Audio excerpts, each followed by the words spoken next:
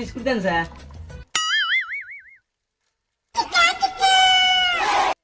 কয়টা? 5 টাকা। আর একটু দেন। তাহলে কয়টা হলো ভাই? তাহলে আপনার হলো 5 যোগ 5 সমান সমান 55। ও 55 টাকা। হ্যাঁ, তাহলে একটু ঘুরে নেন। আপনি নেবেন না। তাহলে এখন দেন কয়টা? -5 সমান সমান 50 টাকা দেন। 50 টাকা মানে ভাই? বেশ, আপনি বিস্কুটই দিন না, ঘুরে নেন। এই ভাই থামেন থামেন, হিসাব করি আগে। -5 সমান সমান 45 টাকা দেন।